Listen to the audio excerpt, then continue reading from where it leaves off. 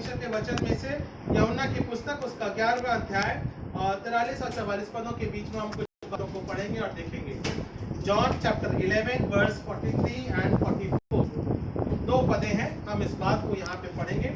यूहन्ना की पुस्तक उसका 11वां अध्याय 43 और 44 पदों के बीच में हम इस बात को देखने और पढ़ने और समझाएंगे। ओके गौरव पढ़ दीजिए। यह कहकर उसने बड़े शब्द से पुकारा, ये कहकर उसने बड़े शब्द से पुकारा, हे लाजर, हे लाजर निकला। मर गया था जो मर गया था वो कफन से हाथ पांव बांधे हुए निकल आया। हाँ, ये मुख्य बात है ना। जो मर गया था और कैसा था, वो कैसी दशा थी?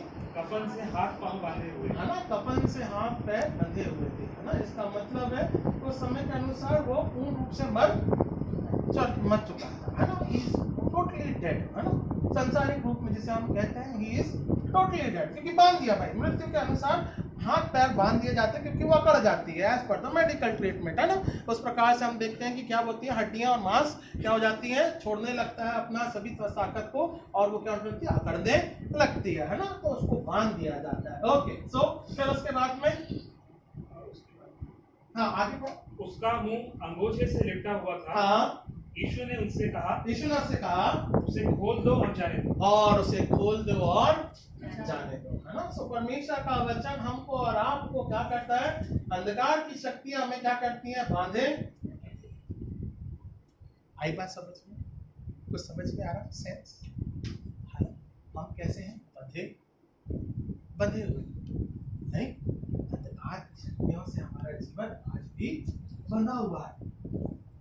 परमेश्वर का वचन जब प्रोनाउंस होता है, जब हम कहते हैं, प्रोक्लेम करते हैं, महिमा के रूप में उसे स्पष्ट करते हैं, ठहराते हैं, लोगों के मध्य में कहते हैं, तो प्रभु यीशु मसीह का वचन क्या बोलता है, उसे खोल दो। नहीं, ऐसा नहीं है। क्या लिखा है, खोल दो। जो बंधन बंधा हुआ है, परमेश्वर का वचन क्या बोलता है, इसे खोल दो और उसे लेट हिम लिव, है ना। जो बंधा हुआ है हमारे जीवन में, परमेश्वर उसे खोलने को सामर्थ के रूप में तैयार है, पर हम उसे क्या करते हैं, बांधे। We want to tie ourselves in that same condition. We don't want to stiff our life, है ना। ऐसा भी हिल नहीं सकते बिल्कुल एकदम जैसा वैसे ही रहो, नहीं, ठोस रूप से। We don't want to move, है ना। आत्मिक जीवन एक सामर्थ का कार्य है, बढ़ने का कार्य है, अनुग्रह के द्वारा सामर्थ के रूप में प्रगति करने का कार्य है ना। But we don't want to move, है ना। हम हमारे कंफर्टेबल जोन से निकलना नहीं चाहते। पर लाजर का वचन क्या बोलता है, उसके वचन के रूप में, उसके सामर्थ के रूप में क्या बोलता है, इसे खोल दो। परमेश्वर का आत्मिक वचन आज हमारा और आपके जीवन में परमेश्वर कहता है कि तुम उसे खोल दो। We need to open that. परमेश्वर का वचन हमको और आपको आजाद करता है। मसीह का वचन हमें सामर्थ्य देता है। और इन 40 दिनों में हम क्यों मनाते हैं, ताकि हम आत्मिक बंधन को तोड़ सकें, है ना। जो बंधा हुआ है उसे हम तोड़ करके उसे हम आजाद होने पाए। इसलिए परमेश्वर का वचन 40 दिनों के तहत हमारे आपके जीवन के प्रकटीकरण के लिए हम क्यों मनाते हैं, क्योंकि जो बंधा हुआ है परमेश्वर में हम उसे आजाद करने पाए, है ना। परमेश्वर के वचन के तहत अपने जीवन को बनाने पाए, दोबारा फिर से प्रार्थना की संगति में जुड़ने पाए। जो साल भर हम 365 दिन में नहीं कर पाते, वो 40 दिन में हम उसे खोल करके आजाद होने पाए। वापस मतलब नहीं है, वापस जाके फिर बन जाओ वापस फिर हम बन जाते हैं। और डेज उसको कम माइनस प्लस कर लो, वो आपके ऊपर है, है ना। तो परमेश्वर का वचन बोलता है खोल दो और उसे जाने दो। आइए परमेश्वर हमको किस प्रकार से खोलने और जीवन के रूप में प्रकटीकरण के लिए कहता है, और परमेश्वर हमको किस प्रकार से जीवन देता है, इस बात को लाजर के जीवन से हम सीखने और समझने पाएंगे। कुछ बातों को वचन में से पढ़ेंगे। पहली बात कुल मिले निकाल लीजिए, प्रकाशित वाक्य उसका पहला अध्याय और 18वां पद क्या लिखा है। Revelation chapter 1 verse 18। मैं मर गया था, हाँ, मैं मर गया था और अब देख मैं युगानुयुग जीवित हूँ, और अब मैं देख युगानुयुग जीवित हूँ। मृत्यु और अधोलोक की कुंजियां मेरे पास है। मेरे पास ही है। परमेश्वर का वचन बस साफ तौर से बोलता था, है ना। क्योंकि मैं भी क्या हुआ था, बंधा हुआ था। शैतान ने मुझे भी बांध रखा था। 3 दिन तक उसने मुझे एक थियोलॉजिकल सेंस में हम कह उसे से किया, समझे, है ना। अंधकार में वो किस प्रकार से वो गुफाओं में बंधा हुआ था, पर बंधा हुआ नहीं था। आत्मिक रूप में वो आजाद था, है ना।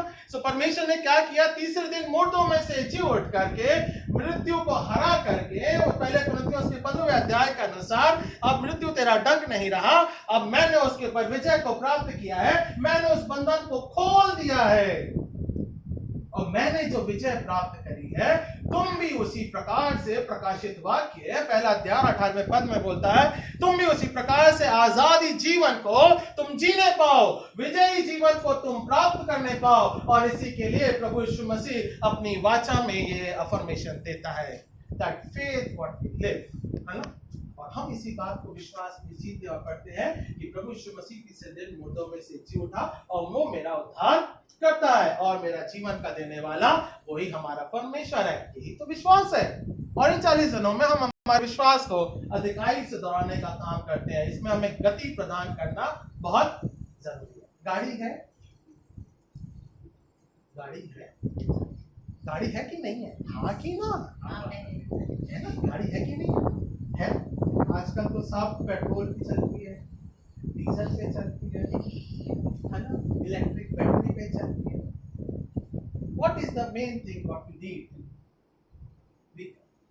मेन पार्ट क्या है?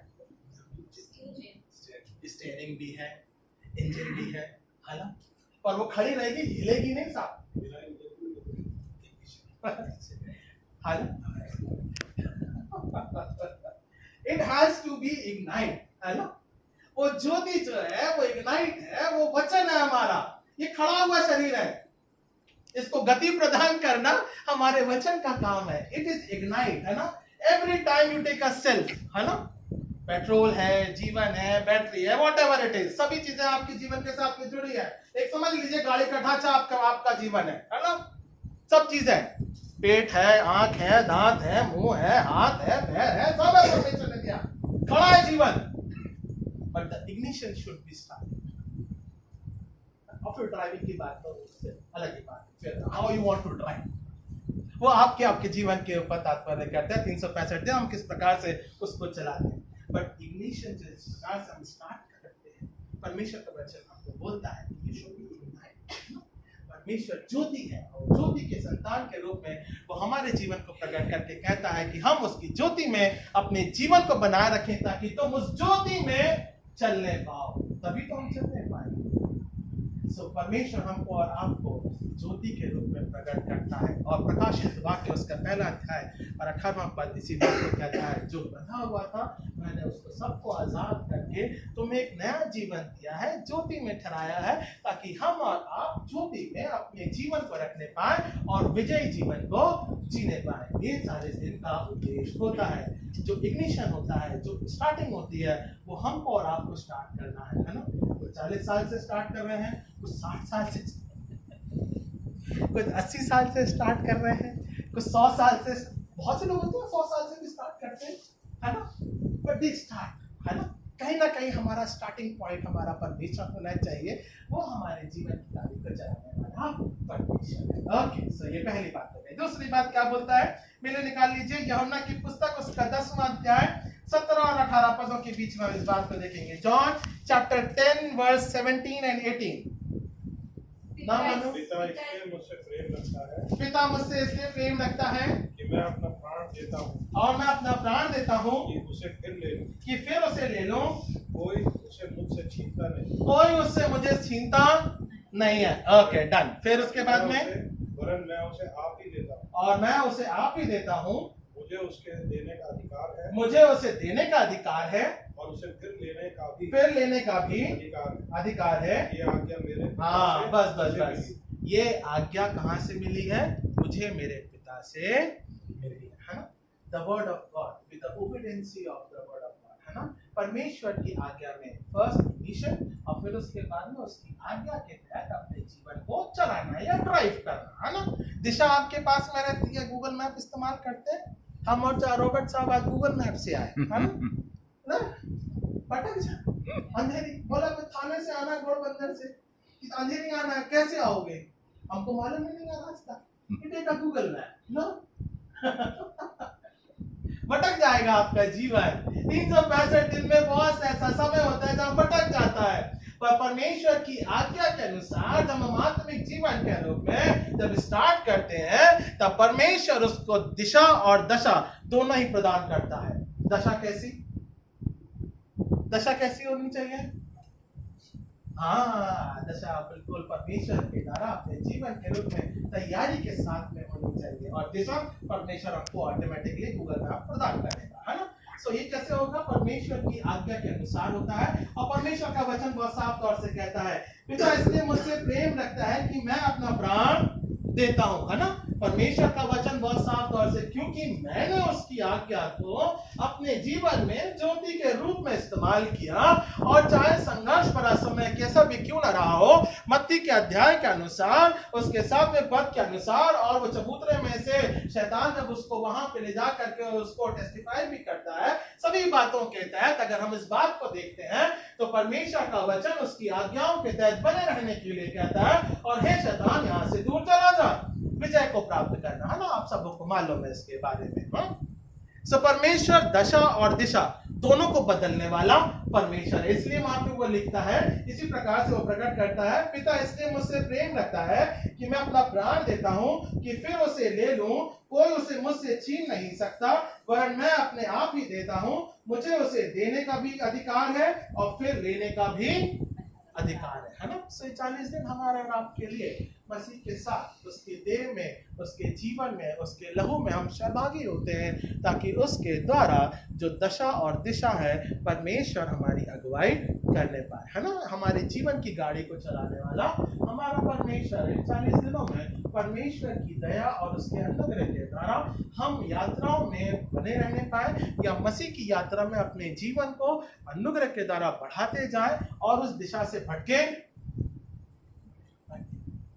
है ना। ये 40 दिन हमारे आत्मिक जीवन की परीक्षा का कारण रहता है। इन परीक्षाओं का अपने जीवन को दृढ़ करना है, ताकि हम उसकी आज्ञाओं में बने रह सके। ओके, सो ये हो गई दूसरी बात। तीसरी बात क्या बोलता है परमेश्वर का वचन? लूका की पुस्तक उसका 7वां अध्याय और 14 और 15 पदों के बीच में हम उसे देखते हैं। ओके, ये अंतिम बात होगी। Luke chapter 7 verse 14 and 15। हाँ, तब उसने हाथ आकर अर्थी को छुआ। हाँ, वो विधवा है, एक विधवा है, और आप उस दृष्टांत के रूप में अगर आप देखते हो तो विधवा है, और उस विधवा का एक लौता बेटा रहता है, वो क्या होता है, मृत्यु को मर जाता है। ओके, डन, ठीक है। ओके, हाँ, अर्थी को छुआ और उठाने वाले ठहर गए। हाँ, अर्थी को छुआ और उठाने वाले ठहर गए। ओके, तब उसने कहा, हाँ, हे जवान, मैं तुझसे कहता हूँ उठ। तब वह मुर्दा उठ बैठा, हाँ, और बोलने लगा, और उसने उसकी माँ को सौंप दिया, है ना। परमेश्वर ने क्या किया वहां पे?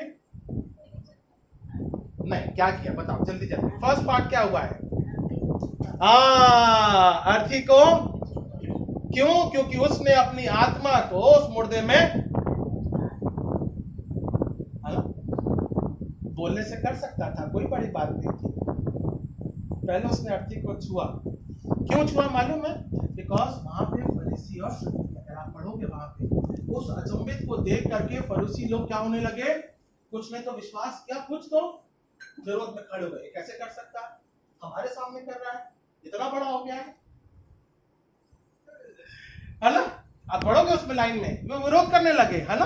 उसी प्रकार से लिखा है, कुछ ने तो विश्वास किया, कुछ ने उसका विरोध, पर उसके विरोध में वो बोल सकता था ये तो शब्द का काम है, इसने जादू टोना कर दिया, फूका फाकी कर दी है, इसलिए उसने खड़ा कर। नहीं, उसने परमानेंट वहीं पे खड़े होकर के अर्थी को छुआ, सामर्थ को डेला, और फिर उसके बाद में बोलता है हे मुर्दे तू खड़ा हो जा। आत्मा का प्रभाव हमारे और आपके जीवन में इस प्रकार से कार्य करता है, इट इग्नाइट्स, है ना।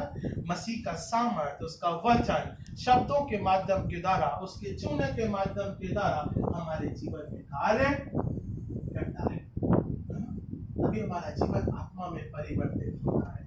हम किस प्रकार से परमेश्वर को उस मिशन में लेके चलते हैं। क्या हमारी बैटरी डिम है? बैटरी डिम है, तेल है, नहीं है ना। हम किस प्रकार से अपने जीवन को आज मूल्यांकन करते हैं? 40 साल हमारे हमारे जीवन के 60 साल 70 साल वॉट एवर इट इज, और ये 40 दिन हमारे जीवन में चल रहे हैं, ये हर साल आते रहेंगे। We need to ignite, है ना? साल दर साल हम किस प्रकार से मसीह को अपने जीवन में अनुग्रह के द्वारा ज्योति में, ज्योति के सामर्थ्य में लेके चलते हैं, और मुर्दा जिस प्रकार से जैसे ही प्रभु यीशु मसीह ने उसे छुआ और शब्द को कहा, वो मुर्दा तुरंत खड़ा हो गया, है ना? वो विधवा के जीवन को वो परिवर्तित कर देता है ना, क्योंकि सहारा एक ही था। सो परमेश्वर कहता है देखो मैं भी उसी प्रकार से इससे दिन मुर्दों में से जी उठा, ताकि हम सब उसकी कलीसिया है, हमारे लिए अब कोई दूसरा सहारा नहीं है। आज पृथ्वी में रहते हुए और पृथ्वी के ऊपर भी कोई दूसरा सहारा नहीं है जिसके द्वारा हम आशीष को प्राप्त करने पाते हैं। जो वाचा परमेश्वर ने हमारे साथ में बांधी है वो इस पृथ्वी के लिए भी है और स्वर्गीय राज के लिए भी है। कोई दूसरी आशा नहीं है ना? और कोई दूसरी आशा से हम अपने जीवन को नहीं जीने पाते हैं। कोई दूसरी और आशा है जो कि हमारे जीवन को इस प्रकार से आनंद प्रदान करती है? कोई और आशा है? कोई भाई बहन की आशा नहीं है, केवल हमारे प्रभु यीशु मसीह की आशा है। उसका वचन है जो कि हमें इग्नाइट करता है, जो कि हमें रोज बरोज प्रेरित करता है, ताकि उसके वचन की विश्वास योग्यता में हम रोज बरोज मसीह की संगति में बढ़ते हैं और ये आशा से प्रार्थना करते हैं परमेश्वर जिस प्रकार से आपने मेरे संसारिक जीवन को अनुग्रह में बनाया है उसी प्रकार से मेरा स्वर्गीय राज का जीवन भी बनाए, है ना? और मुर्दे का इसलिए तात्पर्य इस प्रकार से कहता है क्योंकि मैं तुम्हारा जीवन का देने वाला परमेश्वर हूँ, मैं इस पृथ्वी में रह के भी जीवन देता हूँ और उस स्वर्गीय राज्य का जीवन देने वाला परमेश्वर। सो हमको उसके बाद को विश्वास के रूप में रखना है। ये 40 दिन परमेश्वर हमको आत्मिक जीवन के रूप में लेके चलता है, सामर्थ्य रूप में लेके चलता है, हमारे जीवन को गति प्रदान करता है, ज्योति प्रदान करता है, इग्नाइट करता है, ताकि हम और आप मसीह की सामर्थ्य उसके वचन में अपने जीवन को रखें। सो 40 दिन हम क्यों मनाते हैं, इस बात को विषय को आप समझें, गंभीरता से लें। साल दर साल जिस भी प्रकार से वचन को पढ़ते हैं उसे अपने जीवन में ज्योति के रूप में, लौ के रूप में हमें उसे बढ़ाते रहना है ताकि हम उसकी आत्मिक संगति में बढ़ते जाएं। आइए हम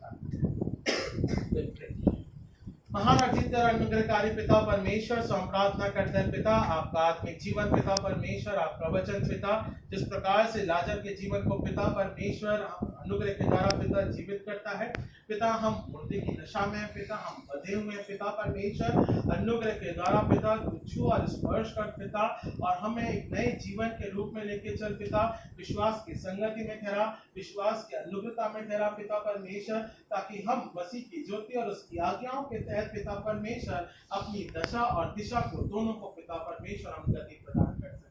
पिता परमेश्वर हम जिस हालत में पिता परमेश्वर अनुग्रह के द्वारा पिता आप हमें कबूल करें पिता परमेश्वर, इस संसारिक जीवन के रूप में पिता परमेश्वर तो अनुग्रह के द्वारा छू और स्पर्श कर पिता, और हम आत्मिक दशा में पिता परमेश्वर तुझ में वो जीवन को प्राप्त करने पाए। सो हम प्रार्थना करते हैं पिता इस समय के दौरान इस घर घराने के लिए पिता विश्वास की संगति के रूप में पिता परमेश्वर, मसीह कलीसिया के तहत पिता परमेश्वर विश्वासियों की संगति के रूप में पिता कि पिता परमेश्वर होने देगी संगति मसीह के नाम के तहत पिता परमेश्वर, और इन 40 दिनों की प्रार्थनाओं के रूप में पिता परमेश्वर सदा हमारे जीवन के साथ में बनी रहने पाए पिता, आप हमें गति प्रदान करें और पिता परमेश्वर घर घराने के तहत मैसी है पिता परमेश्वर, सिस्टर है लकी हैं, जो सब भाई है पिता परमेश्वर, और पिता परमेश्वर हमारे सिस्टर है पिता परमेश्वर, और बिटिया है और बेटा है उनकी पिता परमेश्वर, बच्चे हैं पिता परमेश्वर अनुग्रह के द्वारा आप आशीष में बनाए और घर परिवार के तहत पिता परमेश्वर आपकी दया बनी रहने पाए इनके कार्य योजनाओं के ऊपर, और पिता परमेश्वर आत्मिक जीवन के ऊपर, आत्मिक संगति सहभागिता के ऊपर, विश्वास की दौड़ के ऊपर, और कलीसिया के तहत पिता परमेश्वर जो अपने प्रेम को रखते हैं पिता अनुग्रह के द्वारा इन्हें आप आशीष में बनाए। प्रार्थना करते पिता आपका आत्मिक सामर्थ पिता परमेश्वर घर घराने से सिपाही के तहत कार्य होने पाए पिता परमेश्वर, हम इस बात को प्रार्थना के रूप में रखते हैं पिता, हमारी आत्मिक दशा को बनाने वाला, बढ़ाने वाला, संभालने वाला केवल आप हमारे परमेश्वर होने दे पिता। इस व्यक्ति को प्यारे बेटे उद्धार करता प्रभु यीशु मसीह के नाम से मांगते हैं, सुना कबूल कीजिए इस प्रार्थना को। आमीन। हमारे बाप तू जो आसमान पर है तेरा नाम पाक माना जाए, तेरी बादशाहत आए, पर पूरी होती है जमीन पर भी हो। इस प्रकार हमें आत्मा से बुराई से बचा, लेकिन आमीन। आमीन। सभी को जय मसीह की इसकी आशीष और अनुग्रह होने पाए। हम आशीष को ग्रहण करेंगे। अब होने दे परमेश्वर का प्रेम और उसका अनुग्रह और उसकी आशीष निरंतर इसी प्रकार से घर घराने के तहत पिता परमेश्वर ज्योति के रूप में पिता वचन की सहभागिता के रूप में आशीषें बनी रहने पाए। आमीन। आमीन। God bless you. प्रभु की आशीर्वाद। बहुत बहुत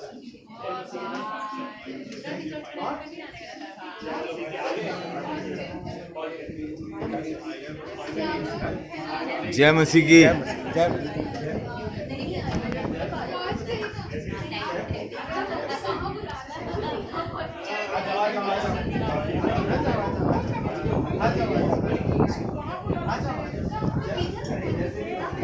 आप पूछो इसका आप कहाँ से लिया है? हाँ। अच्छा लगा? वही होगा ना? ये ले जा रहे हैं। आप ही के घर के पास है।